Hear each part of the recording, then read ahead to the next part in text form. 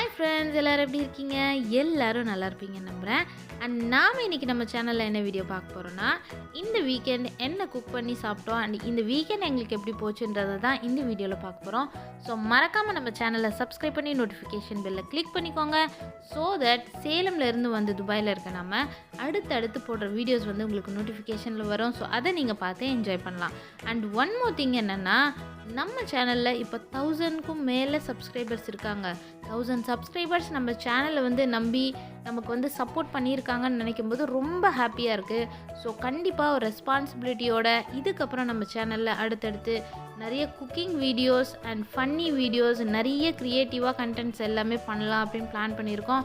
So மறக்காமல் நம்ம சேனலில் வந்துட்டு சப்போர்ட் பண்ணுங்கள்.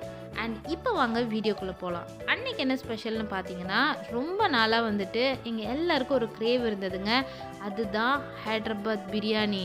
ஸோ பையா வந்து சொல்லியிருந்தார், கண்டிப்பாக இந்த வாட்டி ஹைதராபாத் பிரியாணி தான் செய்கிறோம், அதுவும் நான் தான் செய்கிறேன், நீங்கள் எல்லோரும் எங்கள் வீட்டுக்கு லஞ்சுக்கு வந்துருங்கன்னு. ஸோ அவர் சொன்ன மாதிரியே நாங்கள் கிளம்பி லஞ்சுக்கு போயிட்டோம். அண்ட் நாங்கள் போகும்போது வெறித்தனமாக ஒரு ஹைதராபாத் பிரியாணி ரெடி ஆகிட்டு இருந்ததுங்க. ஸோ அதை பார்த்ததுமே பயங்கர கிரேவிங் ஆயிடுச்சு. அண்ட் ஃப்ளேவர் அவ்வளோ நல்லா இருந்தது. நான் ஷார்ட்ஸ் எடுக்கிற ஐடியாவில் போன நானே கண்டிப்பாக இதை 2 மினிட்ஸ்னாலும் சரி விலாகாக தான் போடுவேன்னு முடிவு பண்ணதுக்கு காரணமே இந்த பிரியாணி தாங்க. அவ்வளோ ஸ்பான்ச்சியாக ரைஸ் வெந்திருந்தது. அண்ட் ஃப்ளேவரும் வந்துட்டு கமன்னு மணக்க இருந்தது. அண்ட் இதில் இன்னொரு ஸ்பெஷல் என்னென்னா, இது மட்டன் பிரியாணி சொல்லவா வேணும். நான் இங்கே வந்ததுக்கப்புறம் 2-3 வாட்டிக்கு மேலே நான் ஹைதராபாத் பிரியாணி சாப்பிட்ருக்கேன் அண்ட் மந்தி பிரியாணி சாப்பிட்ருக்கேன். எனக்கு தம் பிரியாணியில் இருக்க அந்த டேஸ்ட் வந்துட்டு எனக்கு இந்த 2 பிரியாணிலையும் எப்போவுமே வந்து ஒரு சாட்டிஸ்ஃபேக்ஷன் இருந்ததில்ல. அதுக்கு ரீசன் என்னென்னு பார்த்தீங்கன்னா, நான் அந்த ஒயிட் ரைஸோடு மிக்ஸ் பண்ணி சாப்பிடும்போது எனக்கு ஃப்ளேவர் பத்தலையோ, ஒரு மாதிரி லைட்டாக இருக்க மாதிரி ஃபீல் ஆகுது, ஒரு காரசாரமாக இல்லையே அப்படின்ற ஒரு அன்சாட்டிஸ்ஃபேக்ஷனோட தான் சாப்பிடுவேன். பட் அந்த பிரியாணி அப்படி தான் இருக்கும். எனக்கு வந்து பர்சனலாக எனக்கு மசாலா ரொம்ப கிரேவ் இருக்கிறதுனால எனக்கு இன்னும் கொஞ்சம் காரசாரமாக இருந்திருக்கலாம் அப்படின்னு தான் தோணியிருக்கு.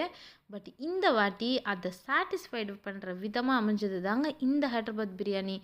எப்படி சொல்கிறேன்னு கேட்டிங்கன்னா, நான் அந்த ஒயிட் ரைஸோட மிக்ஸ் பண்ணி சாப்பிடும்போதும் எனக்கு ஒரு மசாலாவோடு எடுத்து சாப்பிடும்போது என்ன ஃபீல் இருக்குமோ சேம் ஃபீல் இருந்தது. ரொம்ப காரசாரமாக ஒரு மாதிரி அந்த ஃப்ளேவர் அதிகமாக இருந்ததுனால எனக்கு ரொம்ப பிடிச்சிருந்தது. With that special chilli chicken fry. And வந்து இது ஒரு என்ஜாய் பண்ண வீக்கெண்டுங்க. And thank you so much for வாட்சிங்.